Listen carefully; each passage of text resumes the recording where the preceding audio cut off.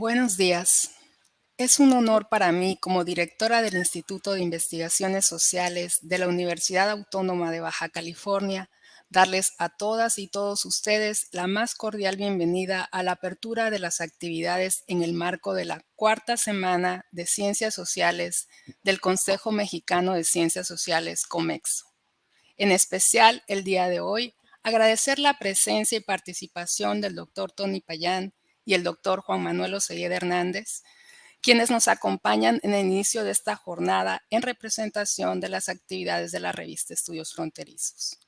La cuarta semana de Ciencias Sociales representa una oportunidad para reflexionar y discutir sobre problemáticas sociales desde diferentes perspectivas, que sin duda enriquecerán el conocimiento de estudiantes, académicos y población interesada, por lo cual los invito a seguir las diferentes actividades programadas en los próximos 5 días. Sean todas y todos bienvenidos a la cuarta semana de Ciencias Sociales. Enhorabuena y éxito. Le doy la palabra al doctor Juan Manuel Ocelleda Hernández, director de la revista Estudios Fronterizos. Muchas gracias, doctora De Negri. Pues primero que nada, muy buenos días a todos quienes nos siguen en esta transmisión que hemos organizado a través de la revista de Estudios Fronterizos en el marco de la cuarta Semana Nacional de Ciencias Sociales convocada por COMEXO.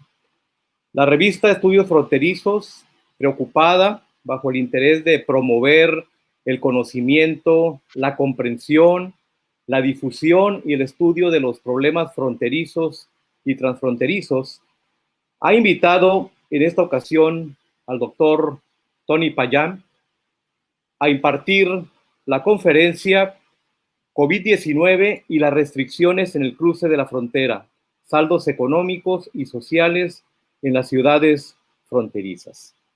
El doctor Tony Payán es un distinguido académico de la Universidad Autónoma de Ciudad Juárez y es un miembro muy importante del consejo editorial de nuestra revista Estudios Fronterizos.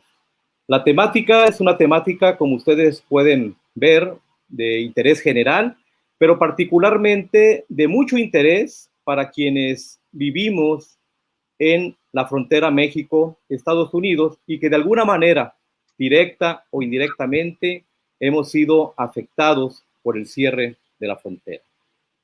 El doctor Tony Payán es licenciado en Filosofía y Lenguas Clásicas por la Universidad de Dallas, maestro en Administración de Empresas por la Escuela de Posgrado en Administración de la Universidad de Dallas y doctor en Ciencia Política por la Universidad de Georgetown. Es profesor investigador de la Universidad Autónoma de Ciudad Juárez y director del Centro México del Instituto de Políticas Públicas James Baker III de la Universidad de Rice. Entre el 2001 y el 2015, el doctor Payán fue profesor de Ciencia Política en la Universidad de Texas en El Paso. Actualmente es miembro del Sistema Nacional de Investigadores Nivel 2. Sus líneas de investigación se enfocan en la relación binacional México-Estados Unidos, la migración, la delincuencia organizada y la fronterología, incluyendo temas como la habitabilidad de los espacios liminales, la gobernanza transfronteriza y los flujos transfronterizos legales e ilegales. Su producción incluye una extensa lista de libros de autoría única, en coautoría y en colaboración, publicados por reconocidas editoriales comerciales y académicas. Mencionamos solo algunos. The Three U.S.-Mexico Border, Wars, Drugs, Immigration and Homeland Security. Una guerra improvisada, los años de Calderón y sus consecuencias. The Future of U.S.-Mexico Relations, Strategic Foresight. Binational Comments, Institutional Development and Governance on the U.S.-Mexico Border. Esas son solo algunas de las obras importantes que ha producido el doctor Tony Payán. También, como les decía, tiene una amplia producción de capítulos en libro, publicaciones en revistas científicas de prestigio, sobre temas que versan sobre la relación binacional México-Estados Unidos y problemas de seguridad fronteriza, delincuencia organizada y temas de frontera. El doctor Payán fue presidente de la Asociación de Estudios Fronterizos en el periodo 2009-2010, miembro del Plan Estratégico de Juárez y miembro de la Autoridad de Movilidad Regional Camino Real en El Paso, Texas. Actualmente es integrante de la Comisión de Migración de la Greater Houston Partnership y de la Comisión sobre la Reforma Energética en México de la misma entidad. Antes de cederle el uso de la voz al doctor Payán, quiero comentarles que al final de su presentación, que durará aproximadamente 45 minutos, tendremos la oportunidad de comentar con él, hacer algunos comentarios, hacer algunas preguntas y hacer algunas reflexiones conjuntas para retroalimentar esta exposición. Siendo así, le cedo el uso de la voz al doctor Tony Payán. Muchísimas gracias, doctor Segueda. Primero que nada, quiero comenzar dándoles las gracias por esta generosa invitación a esta Semana de Ciencias Sociales, Semana Nacional de Ciencias Sociales. Por supuesto, a la doctora De Negri y a doctor Osegueda de la revista de Estudios Fronterizos. Espero que esta conversación sea muy útil a todos nosotros en el futuro, sobre todo los que habitamos en la frontera, los que nos movemos en la frontera y los que tenemos una necesidad de utilizar la frontera para nuestras actividades cotidianas. Es por eso que decidí enfocarme específicamente sobre este tema de la COVID-19, la cual hemos padecido ya 18 meses, de marzo del 2020 a octubre del 2021, son exactamente un año y medio. Y ha habido una serie de eventos y de situaciones en la frontera, en la zona, en la franja fronteriza, que yo creo que ya tenemos suficiente evidencia, datos, para comenzar a determinar cuáles son los costos reales de lo que estamos viviendo en la frontera, y no nada más de la enfermedad que se cuenta en miles de personas muertas y decenas de miles de personas enfermas, sino también estamos hablando de costos económicos y sociales. Es un problema muy vigente, un problema que continúa. Seguramente todavía nos quedan algunos meses. Y yo quiero comenzar con una pequeña reflexión, haciendo un recuento inicial y parcial de lo que de lo que ha costado a la frontera, de lo que hemos pagado los fronterizos durante la pandemia, los 18 meses que llevamos con una frontera cerrada a un grupo de personas, pero abierta a otro grupo de personas. Yo quiero proponer primero un marco teórico. Yo creo que quienes estudiamos las ciencias sociales tenemos que pensar un poco en darle sentido a las circunstancias, a los datos, a la evidencia, a lo que vivimos cotidianamente. Y quiero apelar a una teoría mucho más amplia de lo que pueda yo aquí explicar, pero que me parece útil, y que es una teoría de los choques externos. Un choque externo se define generalmente como un evento inesperado. Hay quienes le dicen un evento cisne negro. Puede ser un terremoto, puede ser una inundación, un evento catastrófico, puede ser una pandemia incluso. Eventos que no necesariamente vemos, pero que llegan y cambian dramáticamente la dirección de nuestras actividades en lo económico, en lo político, en lo social. Puede ser cualquier evento imprevisto. Yo en el pasado, y uno de los libros que cita el doctor Osegueda, utiliza esta metodología. He utilizado la metodología de perspectiva estratégica, es decir, de tratar de ampliar el cono de la realidad futura a partir de ciertos factores y tratar de entender hacia dónde vamos. pero evidentemente pues, no todas las variables son consideradas en un ejercicio de prospectiva estratégica, porque siempre hay estos eventos que se presentan y que no necesariamente podemos ver en nuestro futuro. Son precisamente shocks externos porque llegan repentinamente, son un choque y cambian nuestras actividades. Yo creo que la pandemia es algo así. En el Centro México, Estados Unidos, en la Universidad de Rice, que yo dirijo, cada año hacemos un ejercicio, un trabajo sobre las perspectivas de México en el 2019, en el 2020, en el 2021, y hoy estamos trabajando sobre las perspectivas para México en el 2022.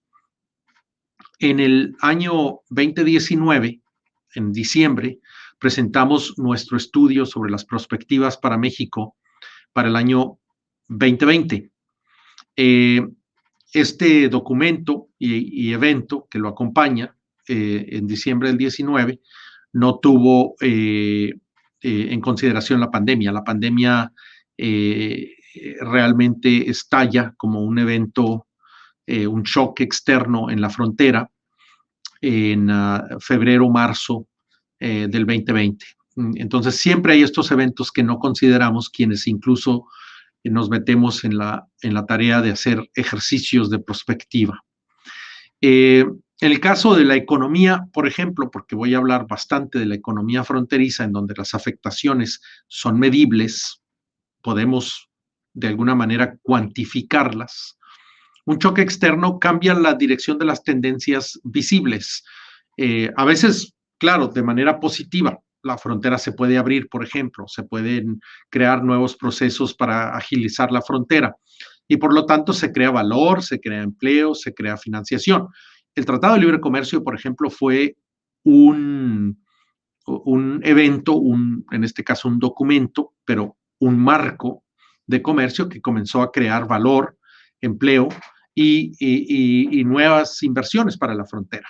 En ese sentido, pues esto fue algo que se negoció en el 91, 92, 93 y cuando entra en vigor el 94, pues crea toda una nueva cadena de valor, nuevos empleos, nuevas inversiones, la apertura económica de la frontera.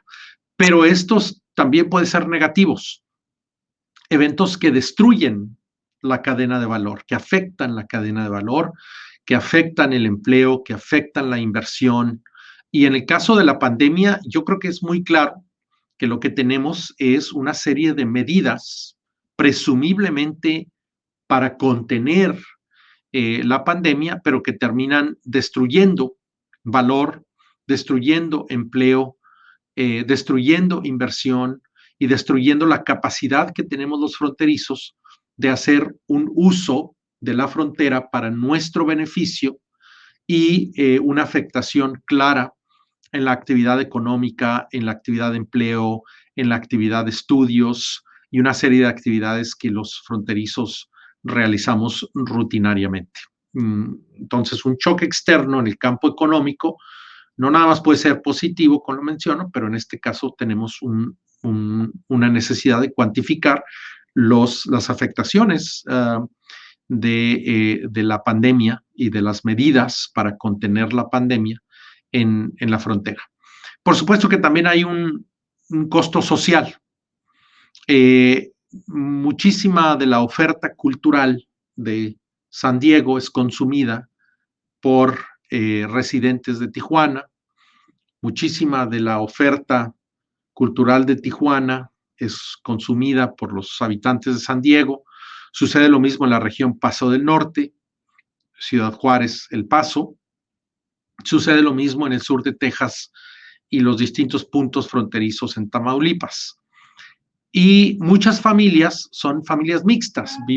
Parte de la familia vive de un lado de la frontera, parte de la familia vive del otro lado de la frontera, y hay una vida familiar, eventos familiares, bodas, bautizos, fiestas, cumpleaños, reuniones.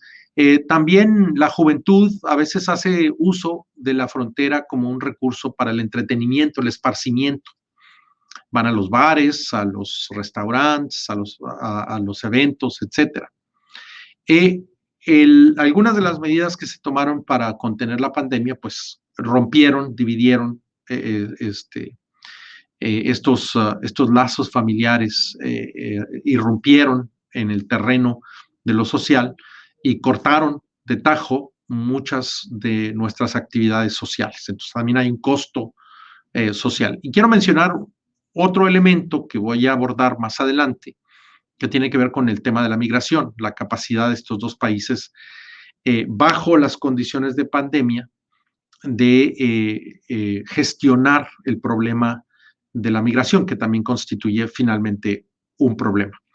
En este mismo tenor, ofreciendo una especie de marco teórico para pensar, darle sentido a lo que vivimos, quiero poner sobre la mesa la idea de que la frontera siempre ha estado sujeta a cambios radicales que surgen a partir de estos choques externos. En la frontera hemos vivido los ataques terroristas del 11 de septiembre, hemos vivido el advenimiento del Tratado de Libre Comercio en Norteamérica, hoy TEMEC, hemos vivido las crisis migratorias una tras otra, hemos vivido también la pandemia, y en cada una de estas crisis o choques externos, momentos de gran tumulto en la frontera, los distintos actores comienzan a colocarse para tomar ventaja y reposicionarse de una manera en que su visión, su manera de concebir la frontera, de gobernar la frontera, sea privilegiada. Y en este sentido, creo que podemos hablar de estos eventos como eventos que dieron pie a una especie de lucha entre varios actores que de alguna manera aprovecharon esos choques externos, esos momentos, para montar un reto a los esquemas bajo los cuales se gobernaba la frontera, para ampliar su ámbito de influencia e incluso de poder, o para, de alguna manera, ingresar en el terreno de la gobernanza transfronteriza. Y, como menciono, después del Tratado de Libre Comercio, que por un lado se abre la frontera comercialmente, por otro lado vemos como las agencias de los Estados Unidos, a las agencias federales encargadas de la gestión de la frontera, Customs and Border Protection, entonces con otro nombre, la patrulla fronteriza con el mismo nombre, aprovechan para hacerse indispensables y de alguna manera avanzar un esquema de gestión, de administración de la frontera punitivo, militarista. Entonces aprovechan esos momentos para ampliar su influencia sobre la gobernanza de la frontera. Lo vimos también, como mencioné, el 11 de septiembre, en donde hay una ampliación del estado de excepción en la franja fronteriza, en donde quienes usan la frontera raramente tienen derechos portátiles propios de apelar. Es un trato a los usuarios de la frontera muy autoritario de parte de las agencias fronterizas, quienes aprovechan para consolidar su hegemonía en el proceso de gobernanza, en los procesos transfronterizos. Son los esquemas que prevalecen hoy en día: law enforcement o actividades policíacas, de vigilancia, de castigo, actividades punitivas por parte de las agencias fronterizas, que dominan sobre las otras actividades que realizan los fronterizos día a día. A partir del 2012, especialmente en el verano del 2012, cuando hubo una gran cantidad de menores no acompañados que cruzan la frontera durante la administración de Barack Obama, empezaron a darse estas crisis periódicas de migrantes que intentaban llegar hacia Estados Unidos pidiendo asilo, la mayor parte de ellos, muchos menores, pero que hemos visto hasta hace unos días en Del Río, Texas, Ciudad Acuña, Coahuila, en donde había 18,000 haitianos abajo del puente internacional esperando que de alguna manera se les permitiese la entrada a los Estados Unidos. Entonces, estas crisis migratorias recurrentes año con año también han dado una oportunidad importante a las agencias fronterizas, que son finalmente los incumbents o los que gobiernan, los que ostentan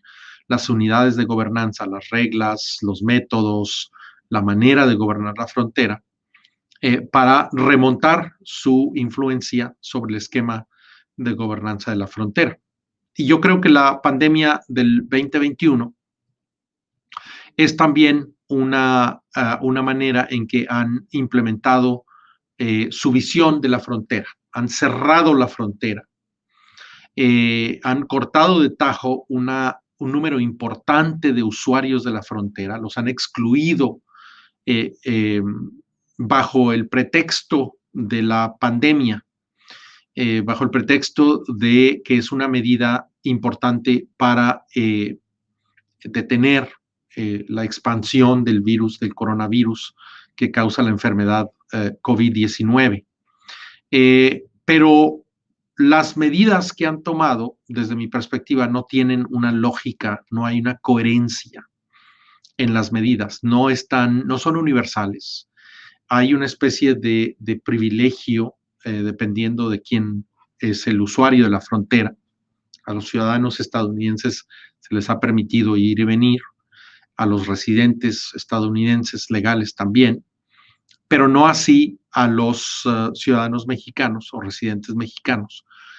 Y ciertamente no así a los migrantes, a quienes se les ha aplicado el llamado Título 42, una provisión que se encuentra en la Ley de Salud Pública de los Estados Unidos y que permite deportaciones agilizadas sin debido proceso, y se les ha aplicado a los migrantes bajo el pretexto de la pandemia. Incluso aun cuando el protocolo de protección a migrantes haya sido eliminado por la administración de Joe Biden este año, al llegar a la presidencia en enero del 21, la provisión, el uso del título 42 sigue vigente, y esto ha permitido que las agencias gubernamentales tengan por lo menos un pretexto legal relacionado tenuemente con el problema de la pandemia para excluir a un número importante de personas, de usuarios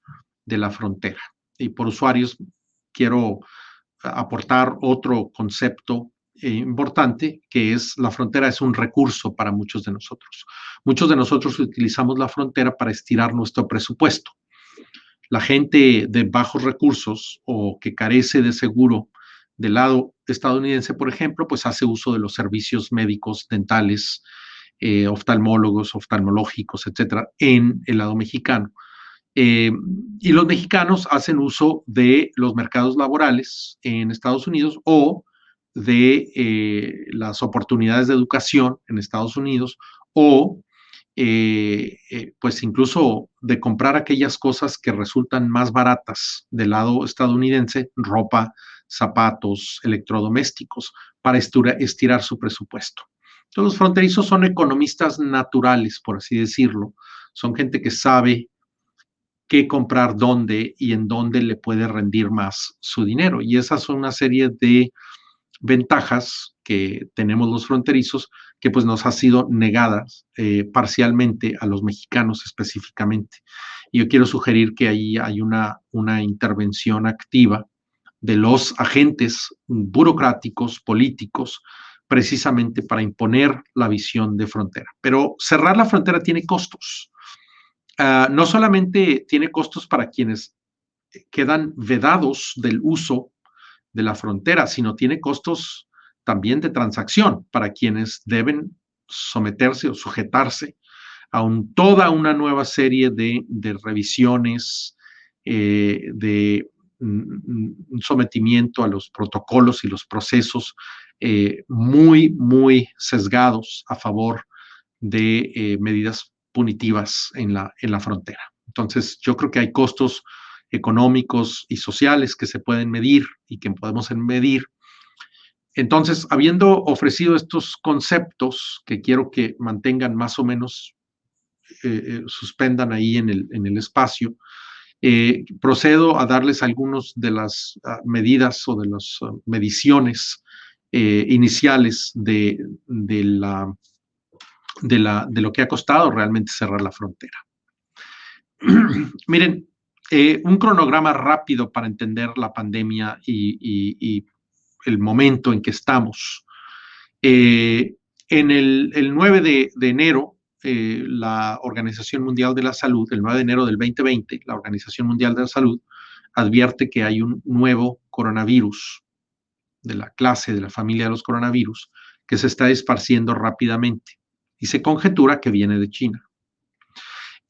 Para enero del 21 del 2020, Estados Unidos confirma el primer caso. Efectivamente, llega muy rápidamente a Norteamérica. Para el 31 de enero, la OMS emite ya una alerta mundial de que esto pudiera resultar, si no se toman las medidas, en una pandemia de proporciones globales. Para el 2 de febrero del 2020 se suspenden muchos vuelos internacionales. Estados Unidos, por ejemplo, prohíbe la entrada a Estados Unidos en los aeropuertos a aquellos que no sean ciudadanos de los Estados Unidos, y muchos estadounidenses se apresuran a regresar a su país antes de que se corten todos los vuelos internacionales. Europa hace lo mismo, otros países hacen lo mismo. México no lo hace. México continúa recibiendo sin restricciones cualquier vuelo internacional, cualquier cantidad de gente, cualquier nacionalidad. Entonces hay un diferendo importante en la gestión de la pandemia entre los dos países, y hasta hoy México no tiene realmente restricciones de ningún tipo o especie para ingresar o salir del país. El 3 de febrero, Estados Unidos del 2020, Estados Unidos emite su propia alerta nacional, unos días después de la alerta de la OMS, y para el 22 de febrero, Estados Unidos anuncia el cierre de la frontera, efectivo hasta el 21 de marzo del 2020. Y así se ha ido cerrando. Cada mes se anuncia, presumiblemente en consenso entre el gobierno mexicano, la Secretaría de Relaciones Exteriores y el gobierno estadounidense, que se va a cerrar la frontera otro mes, otro mes, otro mes y otro mes. Y efectivamente la frontera lleva cerrada para los mexicanos 1 año y medio. Para finales de febrero, México confirma su primer caso. Para el 11 de marzo, la OMS, quizás un poco tarde, ha sido criticada ampliamente, que ya hay una pandemia de dimensiones globales mundiales. Para el marzo 19, California anuncia su primer toque de queda. Todo el mundo debe permanecer en su casa. Todo el trabajo no esencial debe hacerse desde el domicilio. Y para marzo 20, Estados Unidos acuerdan cerrar la frontera a cruces no esenciales otra vez. Y así lo han hecho cada 21 de cada mes desde el mes de marzo del año pasado. Han ratificado una y otra vez el cierre de la frontera.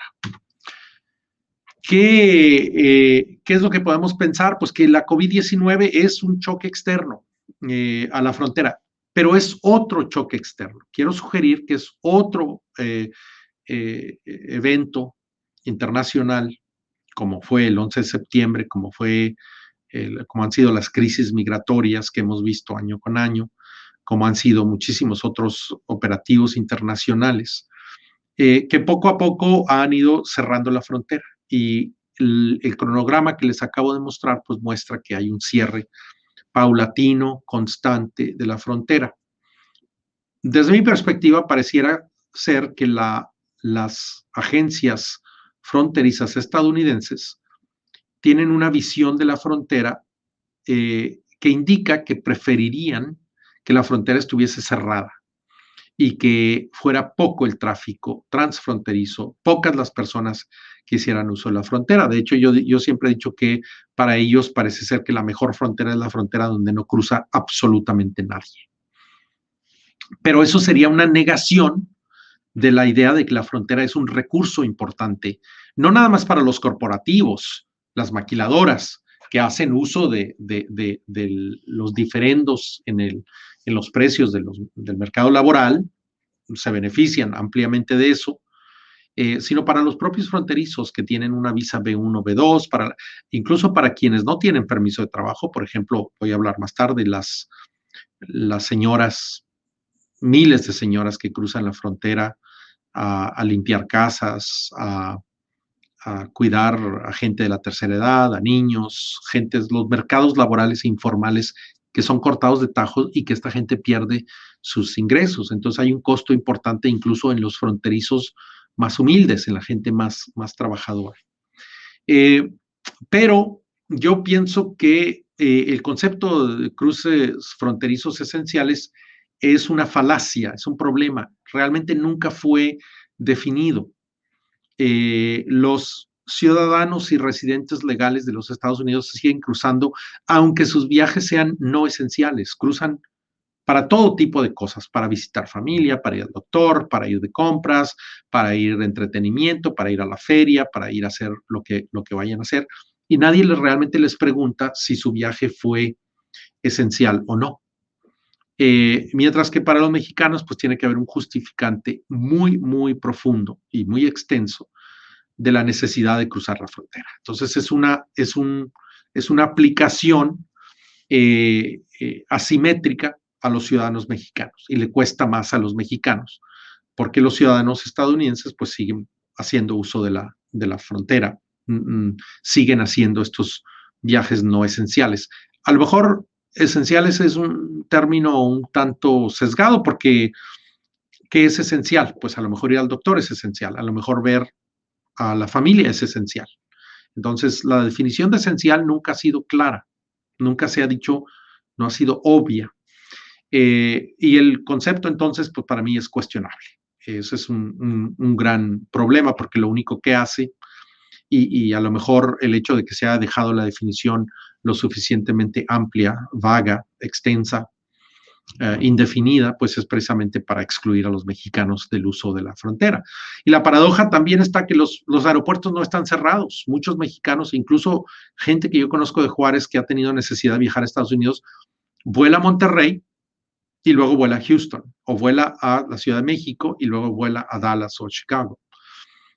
Cuando antes, pues cruzaban la frontera y volaban a Houston, Dallas, Chicago, o gente de Tijuana que puede volar a México y de México puede volar hacia Estados Unidos. Entonces, hay algo injustificable en el cierre de la frontera. Y el otro tema es, pues, ¿qué es indispensable? ¿Qué es esencial? En una llamada telefónica que tuve yo con una compañía de camiones de carga, sobre todo los que transportan los productos de la maquiladora por la frontera, pues a ellos nunca se les impidió el paso, independientemente de su ciudadanía, y nunca se les pidió realmente ningunos requisitos, solamente el uso del cubrebocas, es todo lo que se les pedía a los camioneros. ¿Por qué? Porque ahí es donde también se muestra un poco lo que vemos en la frontera, que es quién gobierna y a quién se le gobierna, o quiénes son los gobernados. En ese sentido, las empresas no sufrieron. Los camiones siguieron transportando, el comercio se consideró esencial, independientemente de la ciudadanía del camionero, del conductor, y ellos siguieron cruzando sus bienes. Entonces hay un castigo excesivo sobre los residentes cotidianos fronterizos, pero no impide el comercio internacional ni impide a los estadounidenses viajar. Entonces yo creo que hay más bien no un sistema para contener la pandemia, sino más bien una visión de cerrar la frontera con costos muy, muy importantes para los fronterizos. Hay una cosa que es cierto y que no podemos negar: México ha tenido una muy pobre gestión de la pandemia y eso ha debilitado, yo creo, el posicionamiento de Marcelo Ebrard, el secretario de Relaciones Exteriores, para presentar el caso ante Estados Unidos de que ya es necesario que la frontera se abra. Yo creo que ha habido una mala gestión de la pandemia, bien entendida en Estados Unidos, de que México no ha implementado ninguna restricciones o las ha implementado mal o sencillamente se ha dado por vencido, hasta el punto que Washington sigue pensando que en esa mala gestión de la frontera ellos tienen una excelente oportunidad para cerrar la frontera. Y estoy hablando fundamentalmente de las burocracias estadounidenses. Entonces, México mismo les está dando una excusa para mantener la frontera cerrada. Mientras México no alcance niveles importantes de vacunación, nada más una tercera parte de los mexicanos tienen un cuadro de vacunación realmente sustantivo, como lo exigen los estándares internacionales, pues 2/3 partes siguen sin vacunar, y muchas de las vacunas que estaban destinadas a las fronteras, pues el gobierno de México no ha tenido enteramente la transparencia de cómo se han aplicado estas vacunas y a quién se han aplicado, y no le ha dado realmente prioridad a la frontera para poder presentar el argumento de que ya es necesario que se abra la frontera, por lo menos a los residentes fronterizos. Entonces, esto es una dinámica, me parece, distorsionada de la frontera, pero que tiene finalmente costos importantes. El resultado, empecemos a medirlo económicamente. Yo creo que el impacto económico es el más fácilmente medible. Ahí está, los cruces fronterizos se colapsaron. Y lo podemos ver, estos cruces fronterizos en millones. Y estamos hablando de los cruces fronterizos hacia Estados Unidos, de sur a norte. Antes del 11 de septiembre, los cruces estaban alcanzando 280 millones de cruces, casi 250 millones, casi 300 millones, pues, 250 millones de pasajeros en vehículos y casi 50 millones de peatones estaban cruzando la frontera. Y estoy hablando de toda la franja fronteriza desde Tijuana, San Diego, hasta Matamoros, Brownsville. El 11 de septiembre tuvo un costo en este sentido, en materia de vehículos, se colapsa el número de vehículos, pero empieza una recuperación después del 2012 leve. Los peatones siguen siendo más o menos abajo de 48, 50 millones, pero en la pandemia pues hay un colapso real en el cruce de vehículos y el cruce de peatones.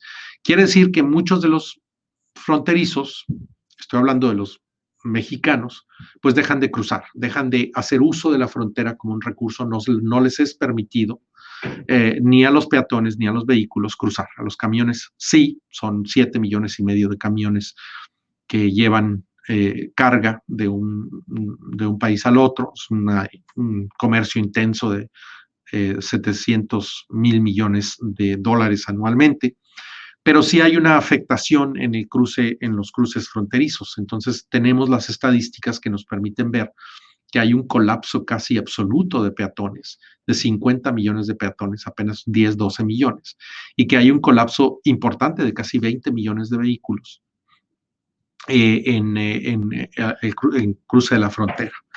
Esto tiene consecuencias importantes. Lo podemos ver aquí, hay una disminución en porcentaje de 50%. 50% en cruces peatonales, y hay una disminución de más de 40%. El principio fue más, ya se está recuperando poco a poco, pero la recuperación realmente es mínima. Pero es un colapso importante porque la mitad de los viajes quizás son ciudadanos mexicanos que hoy pues no pueden cruzar ni a pie ni en vehículos. Esto trae consigo pues una serie de resultados importantes. Por cierto, esta gráfica nos muestra un poco dónde están comparativamente el 2019, o sea, ya no lo comparemos con el periodo pre-11 de septiembre y el periodo de recuperación después del 2012. Veamos los cruces fronterizos del 2019, todavía el año normal, y vemos que fluctúa entre los 16 a los 14 millones y sube. En Navidad sube, en enero baja y luego se estabiliza el resto del año. Es la línea azul, 2019. Vean el colapso en los cruces de peatones y pasajeros en coche en el 2020, la línea naranja. Sí hay una afectación importante, sobre todo cuando se declara el toque de queda en California, en Nuevo México, en Arizona y Texas no tanto, tienen una cultura política distinta. México nunca declaró realmente un toque de queda, solamente en fines de semana, de vez en cuando, etcétera, pero realmente nunca fue implementado y tampoco fue obedecido de manera correcta. Pero hoy, en el 2021, hay una pequeña restabilización, una pequeña recuperación, y es la línea gris. parece que hay una normalización, pero no es una normalización basada en los ciudadanos mexicanos. Ellos todavía no pueden cruzar. Esta normalización pues es más estadounidenses tomando ventaja, regresando un poco, y hay una recuperación hasta los 10 millones de cruces. Los resultados económicos, pues ahí lo podemos ver. Parece que en el caso de California y Texas hay una inflexión durante la pandemia, y el Producto Interno Bruto en ambos estados cae en el 2020 2.8% y 3.5% en Texas. Entonces sí hay una afectación. Realmente tenemos que hacer estudios económicos más matizados, pero cuando comparamos esta contracción en el PIB de estados como California y Texas, que son los estados que tienen el mayor número de cruces fronterizos, en donde hay la mayor parte de la actividad transfronteriza económica, Tijuana, San Diego, El Paso, Juárez, Laredo, Nuevo Laredo, Reynosa, McAllen, Matamoros, Brownsville.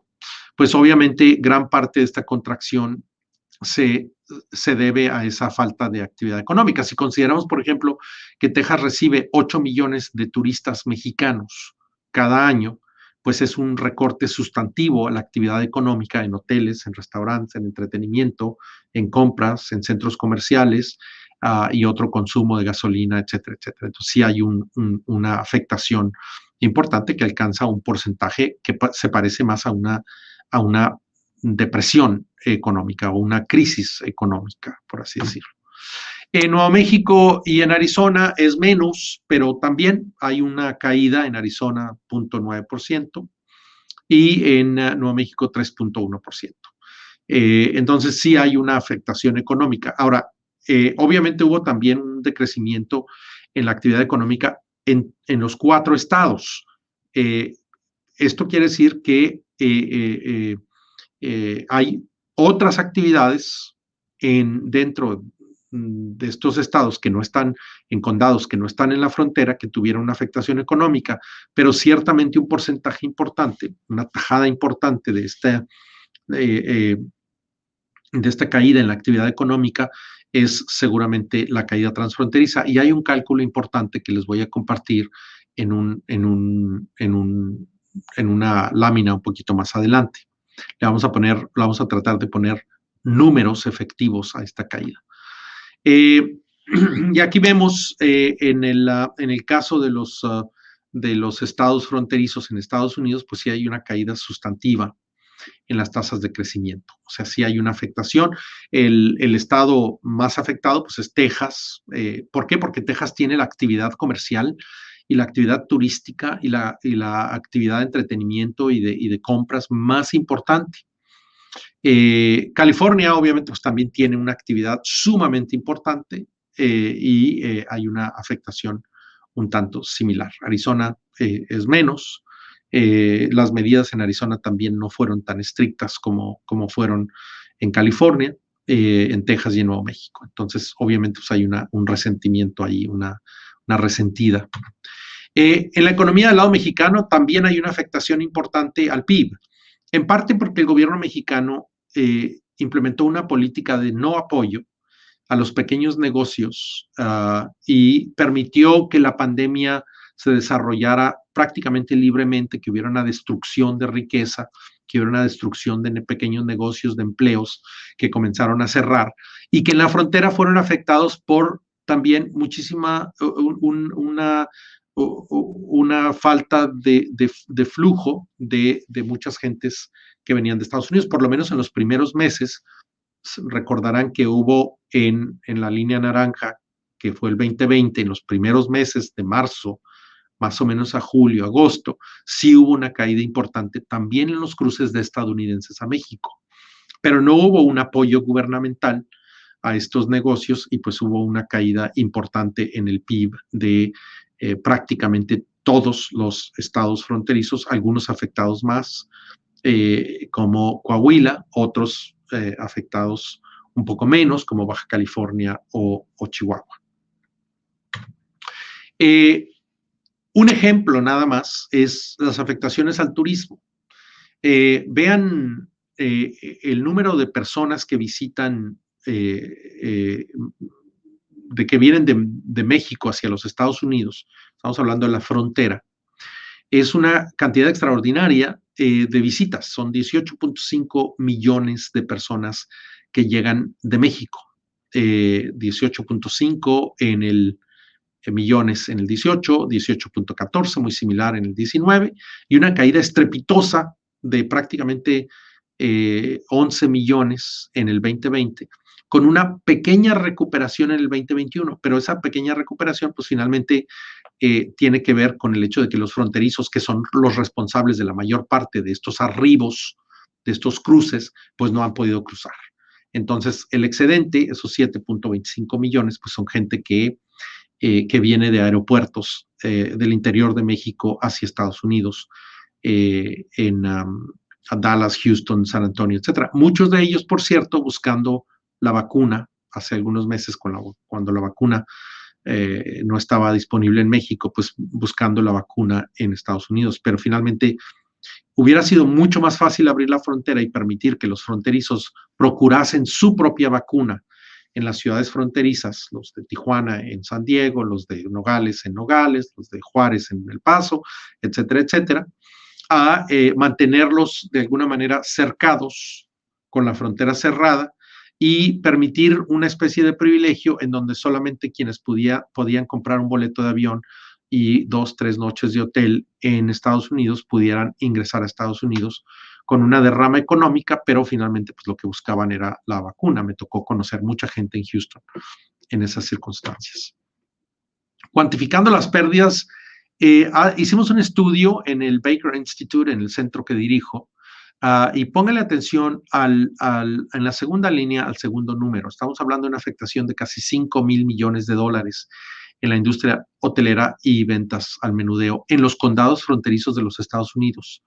Pero luego, en esta misma lámina, vayan hasta la última línea y se dan cuenta que recuantificamos un poco las afectaciones económicas, y estas son de Estados Unidos.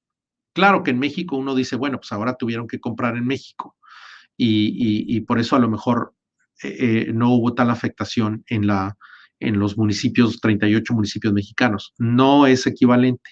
Los municipios mexicanos también bajó, por lo menos inicialmente, el flujo de estadounidenses y se perdieron y cerraron muchos negocios, muchos restaurantes, muchos lugares. Tampoco había, la industria del entretenimiento también se detuvo hasta cierto punto y por supuesto que a pesar de que en el 2021 parece haberse recuperado, pues los estadounidenses siguen estando por debajo de sus números originales, de sus números iniciales, con una afectación al comercio. Y en el caso de los mexicanos, pues sí les afecta de una manera a veces no medible, porque obviamente tienen que comprar productos electrodomésticos y otras cosas que pudieran ser más caros en el mercado mexicano y que no pueden traer de Estados Unidos con algún ahorro o algún beneficio intangible, como a veces se aprecia que hay una mejor calidad en ciertos productos que se adquieren del lado de los Estados Unidos. Entonces sí hay una separación de los mercados que antes estaban mucho más integrados. Pero el número para no tomar mucho tiempo, porque sé que se me acaba el tiempo, nosotros calculamos que hasta hoy la afectación en la última línea, en rojo, es de 20,000 millones de dólares para los condados estadounidenses. Este es consumo, actividad económica que se ha dejado de producir, de percibir, porque los mexicanos no están pudiendo entrar a Estados Unidos. Y en el caso mexicano, pues como ustedes vieron los números, también hay una contracción sustantiva de los estados fronterizos, lo cual quiere decir que no necesariamente significó que porque los mexicanos ahora estaban atrapados en la trampa territorial, que no podían cruzar a Estados Unidos y que tenían que consumir en México, eso no significa que su nivel de consumo aumentó. Muchos de ellos también perdieron el empleo y por tanto el consumo también se colapsa y por tanto también hay una pérdida sustantiva. El hecho de que la frontera esté cerrada tiene círculos concéntricos en afectaciones, porque afecta a distintos grupos de distinta manera. Y el hecho de que el gobierno mexicano haya escogido no tener una política de apoyo a los pequeños negocios, ni en la frontera ni en ningún lado de México, pues magnifica la afectación en el empleo, magnifica la afectación en el consumo. Estos 20,000 millones de dólares que calculamos hasta hoy, el 1 de octubre del 2021, son solamente el consumo de los mexicanos en Estados Unidos. Ahora, un tema más en términos económicos es las afectaciones a los mercados informales. Había mencionado yo, por ejemplo, el trabajo doméstico, que es un trabajo altamente informal. Muchas señoras y señores que cruzan a Estados Unidos a hacer trabajo informal, de jardinería, de cuidado de personas de la tercera edad, de menores y trabajo doméstico, pues ya no pudieron ir. Ellos utilizan la visa B1, B2, y porque Estados Unidos y México nunca han tenido la capacidad de reconocer que este mercado informal existe y formalizarlo, ordenarlo y permitirlo, estas personas pues lo hacen clandestinamente, pero finalmente es un ingreso importante. Una persona que gana 60, 80, 100 dólares por limpiar una casa en San Diego y se los lleva a Tijuana, pues es un ingreso familiar que hoy ya no es permitido. Entonces, las clases más populares, que son a veces en donde se encuentran anidados estos mercados informales transfronterizos, pues son los más afectados porque implica una pérdida del ingreso, implica una pérdida del beneficio entre estas personas. También hay una afectación al abastecimiento de pequeños negocios en la frontera. Sabemos que muchísimos pequeños negocios, sus dueños cruzan a Estados Unidos, compran materiales por caja o por mayoreo o por un número importante y lo ponen en reventa en sus negocios en México, y hoy pues no están pudiendo ir a abastecerse en las tiendas de los Estados Unidos para ganarse ese dinero y tienen que buscar otra manera. Entonces ahí, la pérdida de movilidad implica la pérdida para los trabajadores, para estos mercados laborales y para este abastecimiento. ¿Y por qué? Porque la frontera, como dije, es un recurso. Entonces es una negación, el cerrar la frontera es una negación a este recurso. Hay una afectación económica importante. Los fronterizos tomamos ventaja de estos diferendos y los aprovechamos para estirar nuestro presupuesto, para hacer negocio, para trabajar, para aumentar el ingreso. Hay una serie de cosas. Y estos son muy difíciles de calcular porque son mercados clandestinos que a veces no sabemos cuánto, pero sabemos que están ahí. Entonces es una afectación importante. Afectaciones más intangibles, el segundo punto que quería mencionar antes de ir concluyendo es el tema de la vida social. Miren, muchos fronterizos socializamos en la frontera con familia, con amigos, con clubes, con grupos, con equipos deportivos, ciclistas, etcétera, etcétera. Muchos acudimos a la oferta cultural y de esparcimiento en bares, en clubes, en conciertos, en gimnasios, en una serie de parques, festivales, una serie de actividades que aprovechamos. Y todo eso pues se ha de alguna manera terminado. Hay una brecha que se ha abierto en este tipo de actividades que finalmente representan la comunidad fronteriza, son la parte intangible de la comunidad fronteriza, son la capacidad de acceder a una oferta cultural y de esparcimiento adicional, que no nada más deprime la posibilidad, el modelo de negocios, de festivales, de conciertos, de oferta cultural, de oferta de entretenimiento, de esparcimiento, sino que también deprime la vida social y cada vez somos más entre nosotros, cada vez somos más extraños, menos unidos, menos cercanos como transfronterizos. Entonces sí hay un problema importante que tenemos que considerar. Observaciones finales. A mí me parece que no hay un plan claro sobre cómo,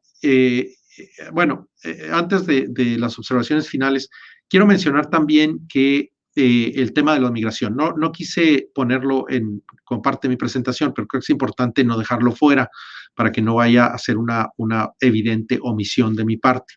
Lo he pensado, lo pensé y es importante mencionarlo. El tema del desmantelamiento de los sistemas de asilo migratorio en Estados Unidos y de la manera en que los dos países han manejado, mal gestionado el tema de los flujos fronterizos y la manera en que las agencias gubernamentales han utilizado la pandemia, específicamente bajo el título 42, Title 42, que es una provisión para salud pública de la CDC de Estados Unidos, para expulsar de manera sumaria, de manera absoluta y total a los migrantes, los cuales finalmente pues no son procesados de acuerdo a la ley, al derecho, ni doméstico ni internacional, y que constituyen una carga adicional para las ciudades fronterizas, porque somos los fronterizos los que tenemos que lidiar con el costo adicional de proveer las necesidades de esta población, y es un costo también. Los costos de la pandemia se pueden ir dividiendo, se pueden ir de alguna manera especificando cualitativa y cuantitativamente poco a poco. Bien, las observaciones finales. No hay para mí un plan claro sobre cómo implementar la reapertura de la frontera. No de una manera ordenada, de una manera clara, de una manera con salud para todos. Y hay una inefectividad del gobierno mexicano de negociar a favor, en parte por su propia mala gestión de la pandemia, pues Estados Unidos tiene la excusa perfecta para seguir negando la apertura de la frontera. Entonces, en cierta manera, pues también es culpa del gobierno mexicano.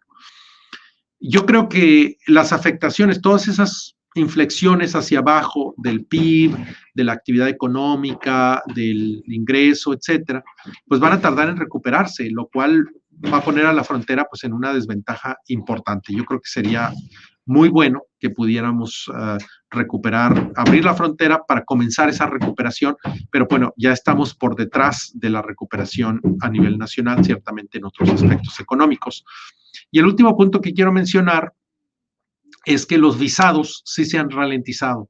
Los consulados estuvieron cerrados durante mucho tiempo y mucha gente fue perdiendo la vigencia de sus visas y van a tener que comenzar el proceso de visado otra vez. Muchos fronterizos, poco a poco, por la incapacidad de acceder a los procesos de visado, por el cierre de los consulados, por la pandemia, pues ahora van a tener que regestionar eso. Pero pues eso implica también que menos fronterizos pueden hacer uso de la frontera en el futuro y, por tanto, aprovechar la frontera como un recurso propio de ellos. Entonces, bueno, creo que lo dejo aquí. Son 45, casi 50 minutos. Yo creo que tenemos una mesa de discusión. Encantado de estar con ustedes y muchísimas gracias por su atención. Espero que esta reflexión les haya sido de utilidad. Muchas gracias.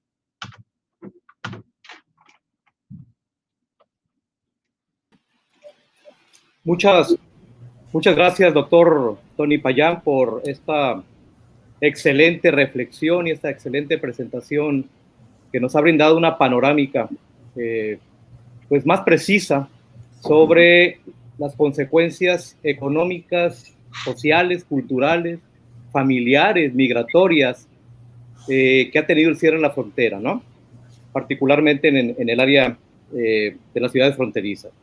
Yo quisiera hacer primero una pequeña reflexión.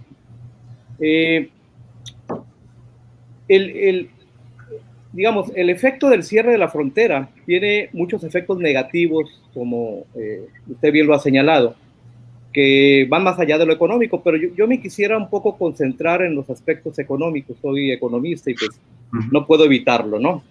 En la frontera, tradicionalmente, por muchos años, una de las grandes retos y una de las grandes estrategias de política pública que se han buscado es la de tratar de retener el consumo que va de las ciudades fronterizas mexicanas hacia Estados Unidos.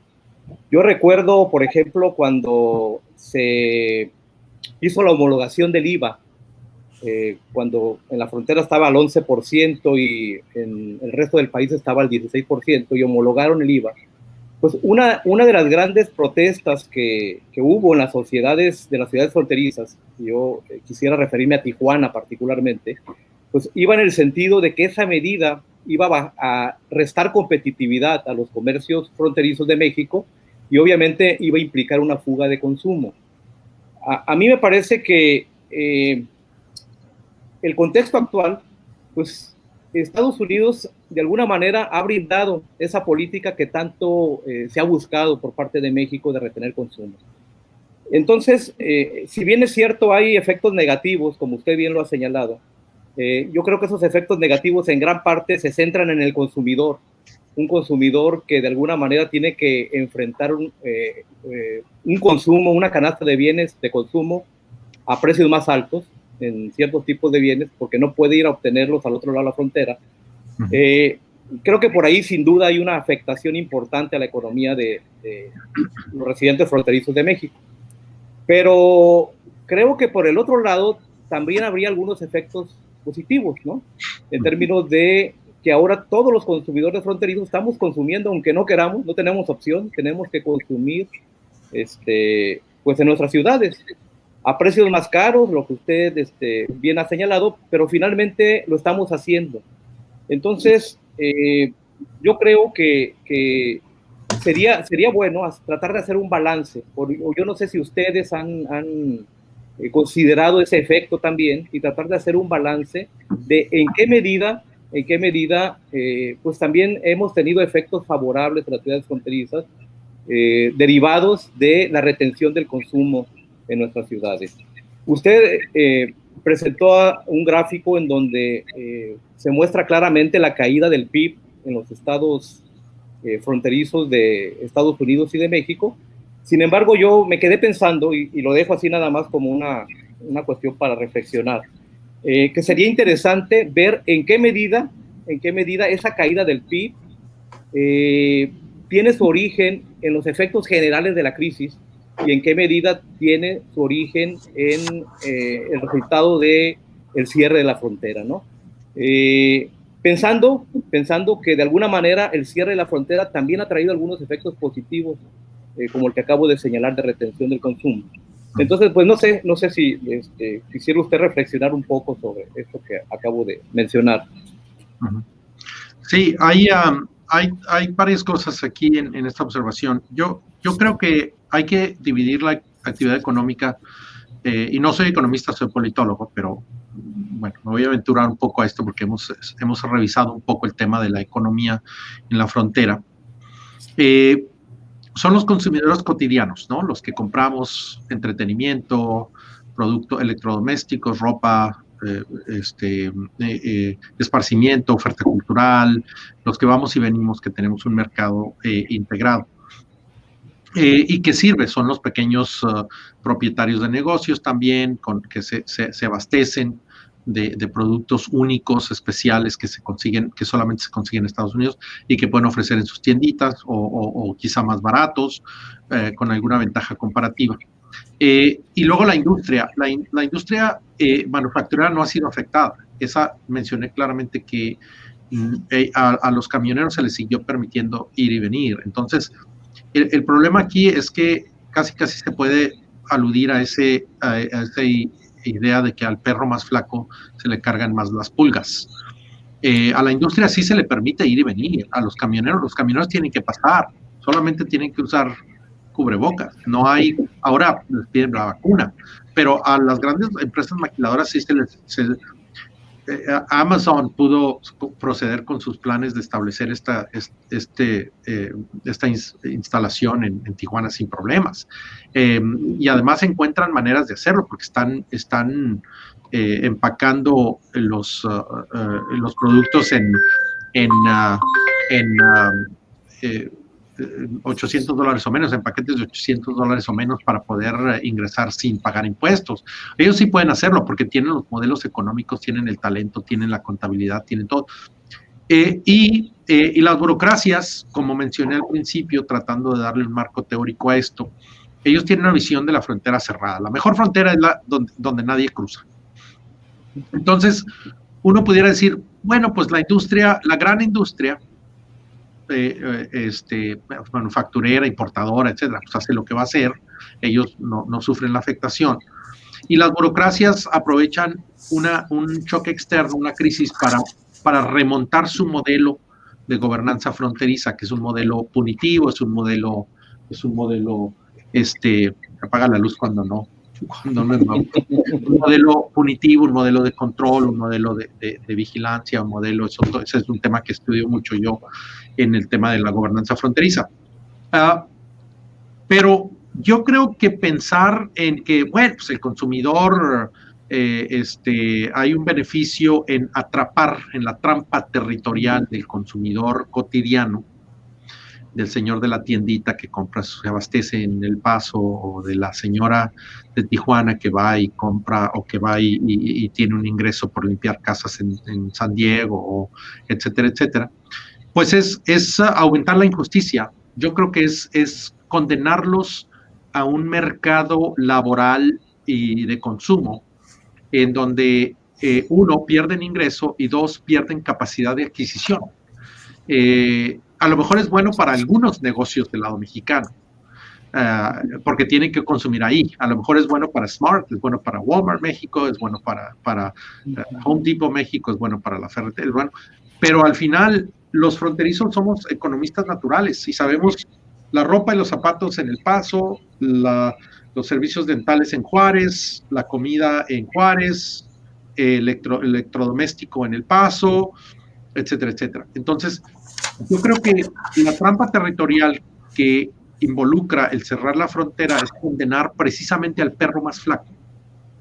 No lo digo de manera peyorativa, lo digo el más vulnerable, a la persona que más depende de usar la frontera, de esos microcruces para sus ventajas económicas, pues es atraparlos con la idea de que hay un beneficio para el mercado de Tijuana. Y además eso crea, yo pienso, un riesgo moral, porque entonces el mercado mexicano tiene a un consumidor cautivo y no tiene incentivo de mejorar la oferta, de mejorar el producto, de ofrecer mejores precios, porque saben que no van a poder ir a comprar El Paso, pues van a tener que comprar a mí, pues tómelo o déjelo.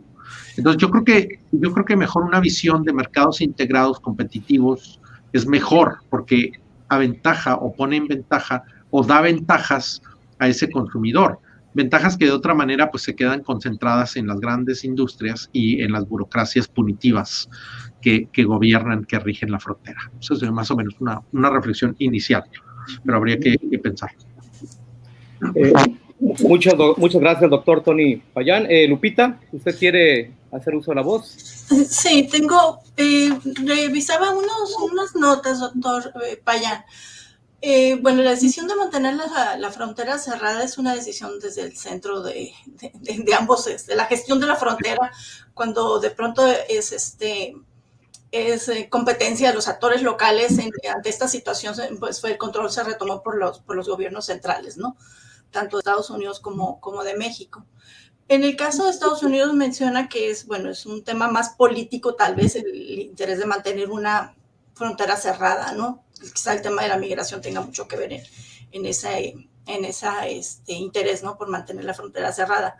Pero bueno, moviéndonos a temas económicos, había unas notas donde mencionaban los problemas, las caídas en la recaudación. Al caer el consumo en las ciudades fronterizas, había caído también la recaudación fiscal, ¿no? Y si esta administración central en los Estados Unidos está implementando acciones gubernamentales, apoyos para apoyar a los condados fronterizos ante esta baja recaudación que están sufriendo, ¿no? Sí, en el paquete hubo dos paquetes se llama paquetes fiscales en Estados Unidos de apoyo a la economía. Algunos rubros eran el famoso Child Tax Credit, un crédito por pequeños, por hijos, que por cierto creo que termina el 22, algo así, en donde los padres recibían X número de dólares, 2,000, 3,000, yo como no tengo hijos no sé, pero $2,000 o 3,000 por hijo por año, para apoyar al pequeño, a la pequeña. También había apoyos a los desempleados, un ingreso adicional. Llegaba a manera de un depósito en la cuenta bancaria, $1,600 o algo así. También había apoyos para pequeños negocios, para pagar la nómina, para mantener las puertas abiertas, sobre todo con la reducción del aforo en los pequeños negocios. Y también había un rubro para apoyo a los gobiernos locales. Los gobiernos locales en Estados Unidos, sobre todo los condados, las ciudades y los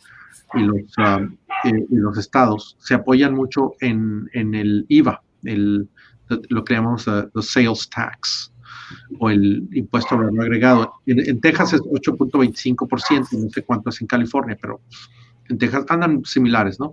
Y de esos porcentajes, un porcentaje va al estado, un porcentaje va al condado, un porcentaje va a la ciudad.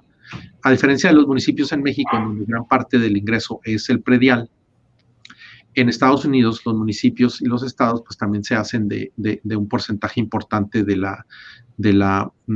IVA o del impuesto al valor agregado. Y como muchos de ellos sufrieron un colapso en la recaudación, sí hubo apoyo del gobierno federal a los gobiernos locales. Los republicanos no querían, pero finalmente los demócratas lograron pasar un paquete fiscal que incluía un apoyo a los gobiernos propiamente porque habían perdido esta recaudación y porque necesitan ese ingreso para proveer los servicios y los bienes que provee el condado y la ciudad. Entonces, esto no se hizo en México. En México no hubo un paquete fiscal ni para los negocios, ni para los desempleados, ni para los gobiernos municipales. De hecho, algunos gobiernos municipales que están tomando posesión hoy en Baja California, en Sonora, en Chihuahua, en Nuevo León, están en una situación fiscal muy precaria. No hay realmente recursos, porque los recursos están concentrados, el sistema tributario mexicano está concentrado en manos del gobierno federal, y luego ellos recogen y luego bajan, pero el gobierno federal baja cada vez menos recursos o destina los recursos a otras cosas, y si no hay un paquete fiscal de apoyo, pues realmente los municipios están en condiciones fiscales precarias y por lo tanto no pueden tampoco apoyar a su población, no pueden hacer obra, no pueden incrementar el empleo, no pueden crear el tipo de programas que apoyen a la población. Entonces yo creo que ahí también hay esto a manera, porque estamos hablando de la COVID-19, las afectaciones de frontera, esto a manera de cómo transitan las afectaciones por una política fiscal. O sea, finalmente es una afectación a los municipios, incluyendo los municipios fronterizos, de que cuando no hay apoyo, en el caso de los 38 municipios mexicanos, pues y no baja el dinero, no bajan los apoyos ni para los privados ni para los públicos, pues sí hay una afectación clara y la depresión en la actividad económica. Y por eso yo predije al final de mi presentación de que la recuperación en la frontera va a ser más difícil y más larga, porque cuando uno, a veces nada más para permanecer en el punto donde uno está, a veces hay que correr más rápido. Y yo pienso que la frontera está perdiendo ventajas importantes, y entre más tiempo tarde en recuperarse, más atrasada, o sea, más el esquema de atraso que va a experimentar la frontera. Otros municipios tienen otros, Aguascalientes, San Luis Potosí, Querétaro, Chihuahua, tienen otros esquemas de recuperación. La frontera depende mucho de una frontera abierta. Mucha de la actividad local depende de una frontera abierta, entonces la recuperación es más lenta, y entre más se tarde en abrirse la frontera, más se va a tardar en recuperar la frontera.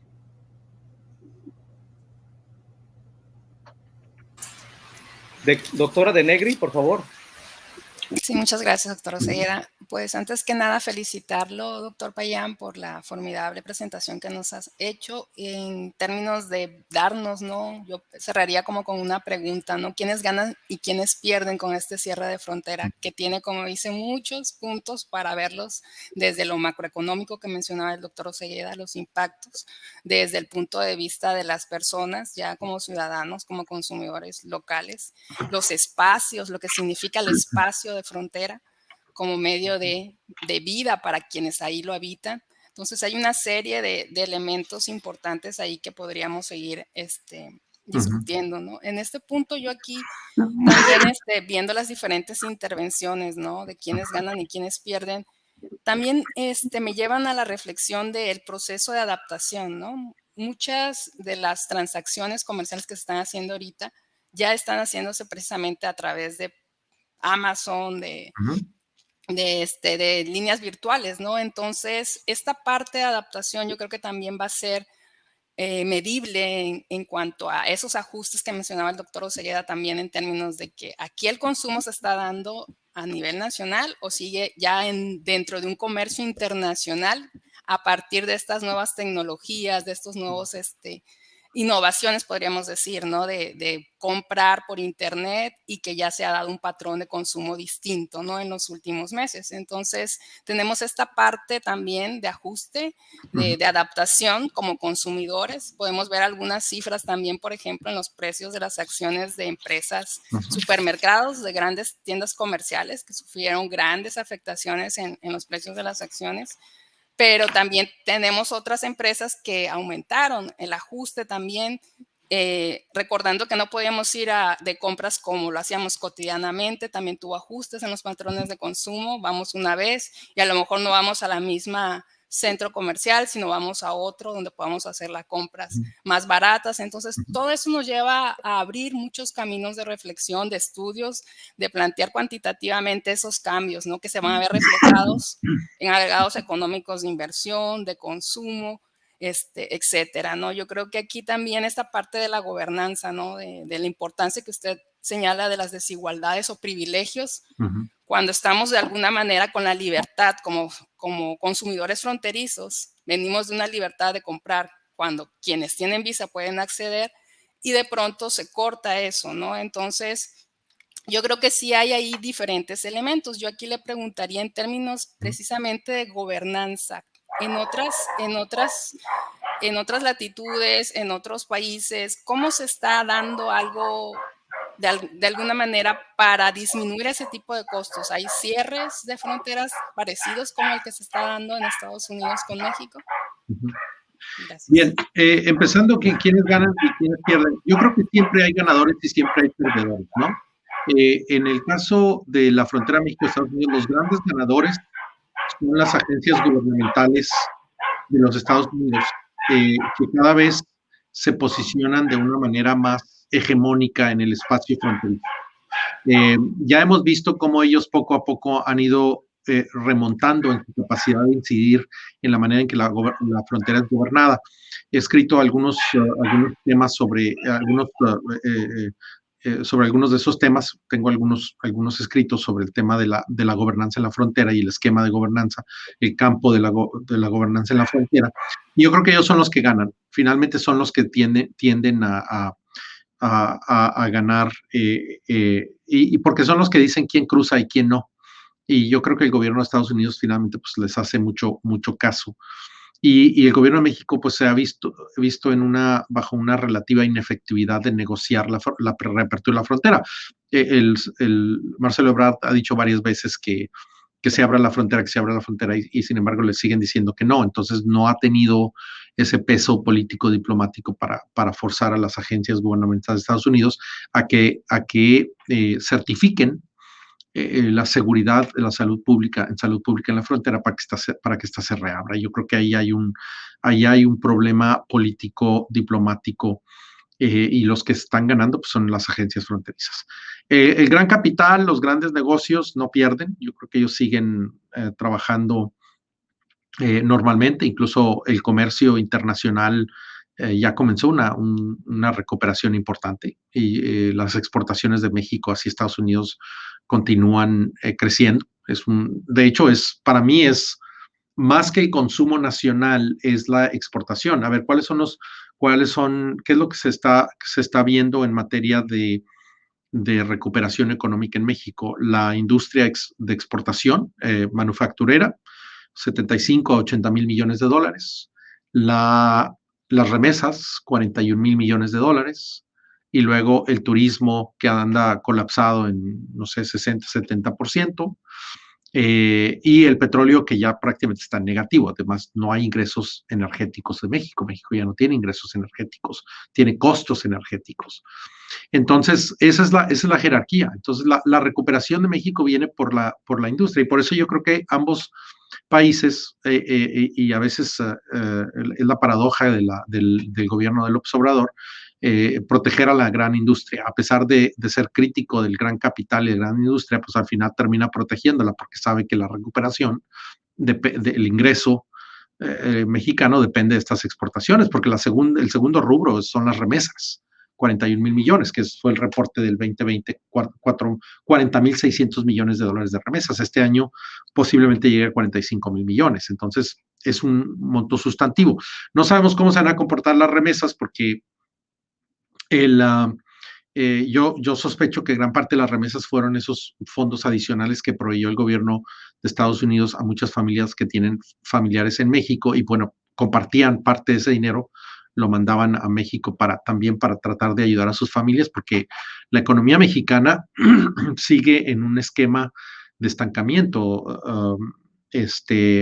Tiene una pérdida de casi un 1% en el 19 y 8.5% en el 2020. Estamos hablando de que la economía mexicana, y aún si hay un crecimiento que ya no sabemos todavía este año cómo va a terminar, pero puede ser 3-4%. De todas maneras, la economía mexicana a finales de este año va a ser por lo menos 4%, posiblemente hasta 6% menor a lo que era en el 2018. Entonces, no ha habido realmente un avance en materia económica en PIB en México. Entonces, la dependencia sobre proteger los cruces transfronterizos económicos es sumamente importante, porque ahí está la clave para la recuperación del sector exportador mexicano. Entonces, yo creo que en ese sentido, la gran tajada del pastel se protegió a partir de proteger los cruces fronterizos del comercio binacional. Ahí es donde realmente está. Eso, por supuesto, no niega o no cancela las afectaciones a los fronterizos. Los fronterizos vivimos la frontera diariamente, cotidianamente, y ahí las afectaciones son microafectaciones y son sentidas muy, muy ampliamente. El tema del comercio electrónico, o hoy el tema de Amazon y cómo se están comprando las cosas. He visto, por ejemplo, que mucha gente en Juárez empieza a utilizar Amazon para hacer sus compras y son muy efectivos en entregar el producto a domicilio muy, muy eficientemente, etcétera. Yo sospecho que ahí hay un problema que tenemos que investigar. Si la mayor parte de estos productos que distribuye Amazon, como Walmart, por ejemplo, finalmente no son productos de manufactura mexicanos. O sea, hasta el consumo en estos grandes corporativos, que son los que se están haciendo en Amazon, que ha avanzado de manera muy importante en México, por ejemplo, en dónde se originan los productos que nos llegan a la casa, el libro, no sé, el teléfono, el producto, de dónde se origina, porque Amazon tiene prácticamente la habilidad de importarlo de China a Tijuana, ponerlo en su instalación que está ahí, destinar una porción de eso para el mercado mexicano y luego cruzarlo de manera que califique para la exención tributaria en la frontera y llevarse a California el resto. Entonces, no estoy seguro que el comercio electrónico de esta manera sea tan nacional. Quizás uno quisiera pensar que el comercio electrónico o desearía que el comercio electrónico de alguna manera detonara la producción en México, pero la realidad es que estas cadenas de suministro están tan integradas que no estoy seguro que el mercado mexicano está haciendo un uso pleno del comercio electrónico. No estoy hablando del comercio electrónico, comprar música en el teléfono, software en la computadora. Estoy hablando del comercio más bien de estos supermercados electrónicos donde uno compra. Yo creo que habría que observar, y ahí los economistas me parece que tienen una chamba importante, observar si esto finalmente no es más que otro elemento de la globalización o si realmente redunda en un mercado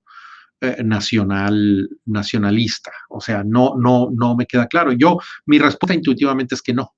Estas son cadenas de suministro internacionales y estas compañías tienen prácticamente acceso completo.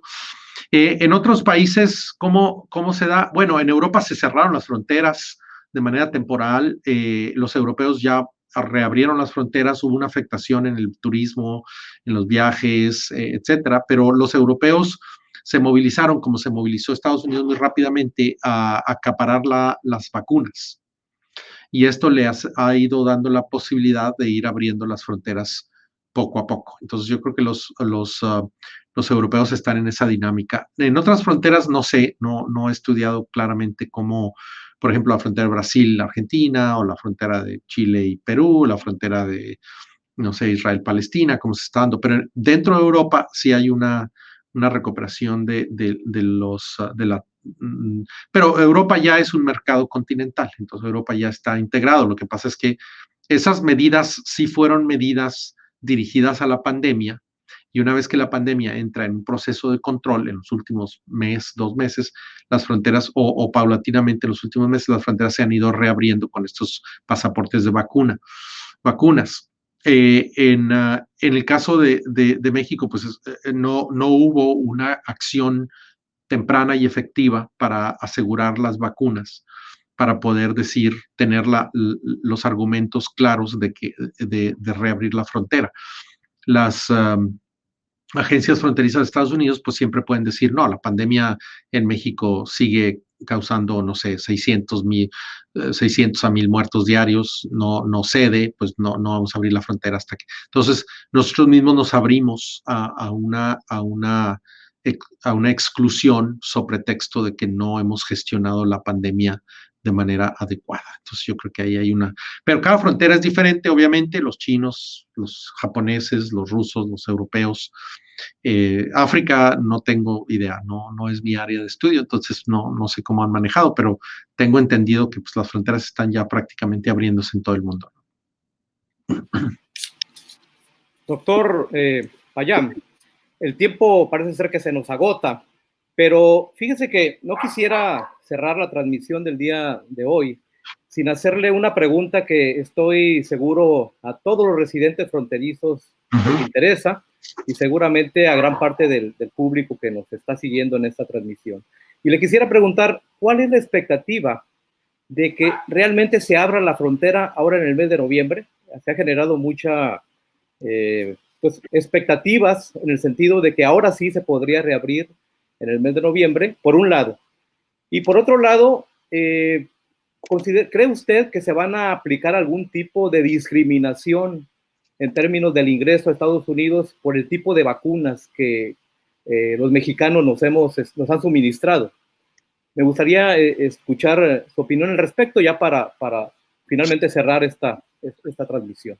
Sí, hay un elemento importante. Yo escribí una pieza hace un par de meses en el Houston Chronicle, una pieza editorial en donde yo presento el argumento de que ya es importante ya abrir la frontera. Hace 2-3 meses, es más, yo creo que fue como en mayo, que todavía no llegaba la variante Delta, yo presenté el argumento que ya era importante. Y además hay un doble rasero en utilizar la provisión título 42, Title 42, que es para temas de salud pública, para continuar con la frontera cerrada, sobre todo porque Estados Unidos está ya en una contradicción en donde, por un lado, se dice que ya la pandemia está cediendo, que estamos teniendo éxito en abatir la pandemia, y por otro lado, decir no podemos abrir la frontera porque tenemos una amenaza de salud pública. Para eso está el proviso Title 42. Entonces, no puedes decir por un lado que ya se está terminando y por otro lado que todavía la necesitas, que necesitas seguir implementando ese instrumento, excepto por el hecho de que pueden decir, pues México no se ha puesto las pilas, pues no podemos abrir. Pero ya hay una presión para hacer eso. Yo no quiero aventurarme a predecir siempre es difícil, sobre todo en el futuro, pero creo que va a haber una enorme presión para abrirla, por lo menos para la Navidad, antes de la Navidad.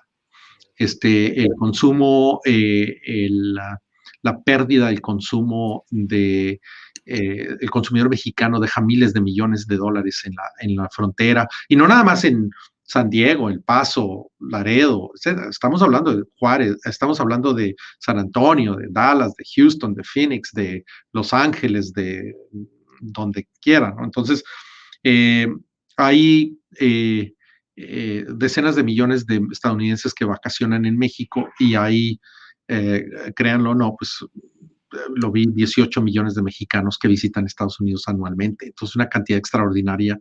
Es una población demográficamente muy integrada, muy móvil.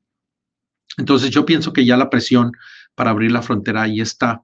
Esto es cuestión de que el gobierno de México presente los argumentos necesarios y acelere el proceso de vacunación y presente la evidencia.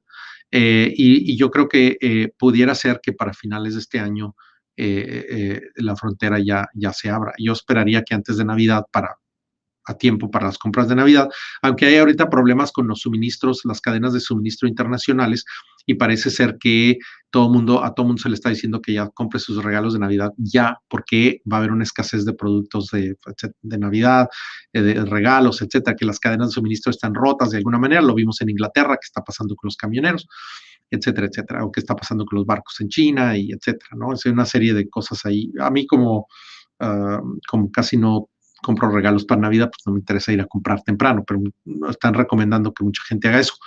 El tema de la frontera es lo que sí debemos esperar, independientemente de cuándo se abra, es que se pida algún tipo de prueba de vacunación. Y ahí el problema que tiene México es que México ha aplicado una serie de vacunas que no son válidas o que no están autorizadas en Estados Unidos por la Federal Drug Administration y el CDC. Pfizer sí, Moderna sí, Janssen sí. Pudiera ser que AstraZeneca, no sé, había por ahí un problema con AstraZeneca, pero parece que sí. Pero hay una serie de vacunas como los Sputnik de Rusia, y luego hay una cubana por ahí que no estoy seguro cuál sea el estatus de esa, y hay otra vacuna, se origina, no recuerdo dónde, pero las chinas tampoco están autorizadas en Estados Unidos. Entonces ahí yo creo que es conveniente que los mexicanos busquen, sobre todo los fronterizos, que busquen vacunarse con aquellas vacunas autorizadas por si llegaran a pedir. Mi argumento es que se le pida a la persona que ingresa a Estados Unidos una primera vez, se registre en el sistema que ya está vacunada, para que la segunda, tercera, todas las demás veces ya no tenga que traer el papelito. El agente bien puede ver ahí que la persona ya cruzó, ya mostró su vacuna y ya hay una nota ahí. Eso lo saben. Yo el otro día crucé de Juárez al Paso en el carro de mi hermana, que es un carro con placas de Chihuahua, y el agente inmediatamente me dijo, bueno, y este automóvil, es el automóvil de mi hermana. Dice, este automóvil tiene 18 meses que no cruza. Digo, sí, pues que es mi hermana, y hace 18 meses. Yo soy ciudadano binacional, pero mi hermana es ciudadana mexicana. Entonces, pues sí, mi hermana no ha podido cruzar. Tiene una visa B1, B2. Entonces, pero yo sí puedo cruzar el carro. Entonces, me dice, ok. Todos lo saben. Y mi argumento era, dejen pasar a los que ya están vacunados, incluso hoy. Ingresen el dato en el sistema y ya lo saben. La tienen cerrada porque quieren, porque les da su gana, porque es una manera de manifestar el poder, su capacidad de negar la entrada, de negar la frontera como un recurso. Ya pudieran haber abierto la frontera a todos los mexicanos que de alguna manera tengan Pfizer, Moderna, Janssen, AstraZeneca, etcétera. Eso ya pudiera estar ocurriendo, pero no quieren. Y eso ahí yo creo, por eso yo considero que el aparato burocrático, el aparato industrial burocrático, ese complejo, es un elemento que a veces no consideramos, pero que tiene mucho peso en el proceso, en la toma de decisiones. No nada más los políticos en Washington, no nada más los industriales, los grandes corporativos, sino también el aparato burocrático que de alguna manera siente que ellos son los que gobiernan la frontera y que la frontera se debe abrir cuando ellos digan que se abre, no cuando los políticos digan que se abre. Pues una muy mala noticia nos acaba de dar a los que nos pusieron la vacuna CanSino. Sí. Todos los profesores de Baja California, al menos, nos pusieron la vacuna CanSino, que es de origen chino, ¿no? Entonces, creo que vamos a tener que buscar otra alternativa. Sí las hay. Bueno, pues agradecerle, doctor Tony Payán, por esta excelente presentación, por estas muy interesantes reflexiones que nos han permitido pues tener un conocimiento más profundo, más amplio sobre los efectos económicos, sociales, culturales, familiares, migratorios que ha tenido el cierre de la frontera, sobre todo para quienes vivimos en esta área territorial, ¿no? Quiero, por supuesto, agradecerle su buena disposición para colaborar con la revista, además de en esta conferencia, pues como miembro de nuestro comité editorial. Quiero también agradecerle a la doctora Fabiola De Negri por todo el apoyo para que pudiéramos llevar a cabo este evento, a Lupita del área de edición de nuestra revista, al Consejo de Directores, que finalmente son los que están al pendiente de lo que hacemos con este espacio editorial. Y sobre todo agradecerles a todo el público que nos ha seguido en esta transmisión. Aprovecho para hacer un comercial e invitarlos a los investigadores a que publiquen en la revista Estudios Fronterizos, que ya se encuentra en el ranking de Scopus, y en donde nos dará mucho gusto recibir cualquier colaboración que permita profundizar el conocimiento de las áreas fronterizas y transfronterizas. Pues, dicho esto, me despido de ustedes, les doy las gracias nuevamente y pues buenas tardes a todos.